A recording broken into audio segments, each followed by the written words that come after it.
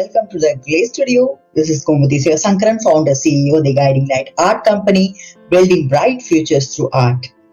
Today, in the Season 2, Episode 3 of the Glay's What Next series, Change Management in Practice, we are meeting a menstrual activist.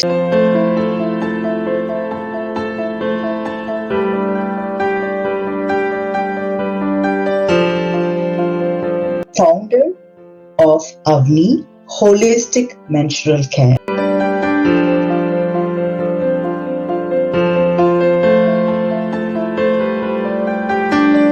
Sujata Pawar. So I'll tell you an interesting story here, and this was again when I was some 16 or 17 years old. We just to build a background here, in India we celebrate the Ganesh festival, the Vinayak Chaturthi. This festival very elaborately.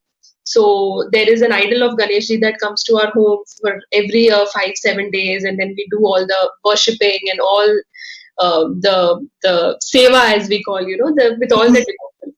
So what used to happen is there were a couple of years when I saw that my mom used to pop pills to just postpone her periods. And as a family, we were my father, and then there were 3 women at home. So it was my mother and then 2 sisters, me and my sister. So it was more women in the family. And I used to see, and this happened twice when my mother popped pills to postpone her periods. And by that time, I had started getting my periods. So I knew, that what exactly happens, and we were vocal about that. So I asked her, why did she pop pills, and what was the exact reasons to postpone the periods? Then she told me that because we have this festival to celebrate, and there's going to be a lot of puja and stuff going on at home, it is considered inauspicious for the women of the house to be menstruating at that time. And we, it was just us women at house. We were small, so we were rather of low use to her at that time. So that is what stuck with me, because why is it that traditionally, and I always had this question in mind, that if I'm menstruating, God knows, okay, this is happening to me. So why is it that we then have to pop pills to postpone stuff, and something that's so biological in nature? Yes. Why do we have to really shift that? That thing stuck in mind, and that it always stayed there. I never really questioned it too much because I knew my mother was not going to listen. Then I grew up, and then life happened, and I started going to college. It was, I think, 10 or 12 years back when this normal college life, I was using the regular commercial sanitary pads which were available in the market. Lot of plastics, lot of chemicals. I started getting a lot of issues, irritation,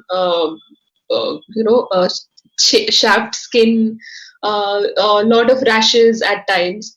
And I was a very lean person at that time.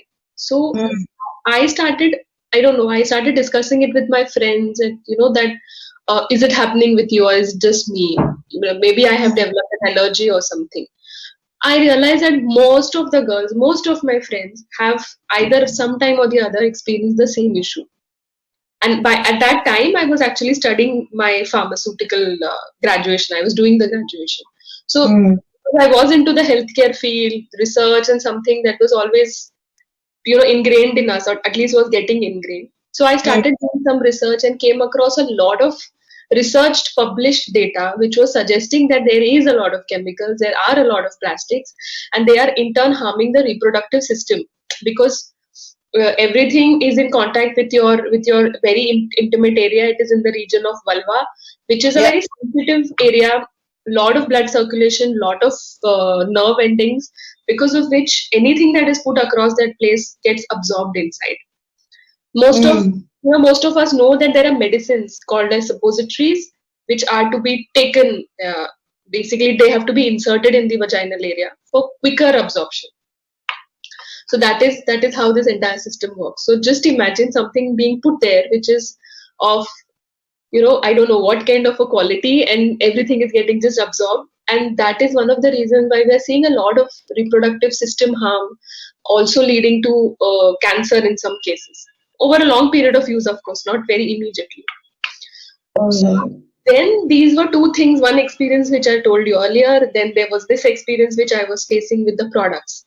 So, Mm. so 10 years back, I started searching for alternatives myself. And when I found out good alternatives, I was comfortable with them. I wanted to bring that to other women in India. And that is where the entire journey started. It is just that because I was studying at that time, I had to finish my studies, and then I got into corporates to get the required experience. I was Mm. just working for a few years till the product prototype was ready and everything. Once it was ready, it again took 3-4 years for us to build the first prototype of our first product, which is our flagship product right now. It's the cloth pad. Yeah. So once that is ready, we launched it last year. It was It was the March of 2020 that we launched the brand. So if you really ask, it has been a journey of not just 12 years, but 15 to 20 years when we were thinking about stuff and then developing products and then building a prototype, and then the launch has happened right now.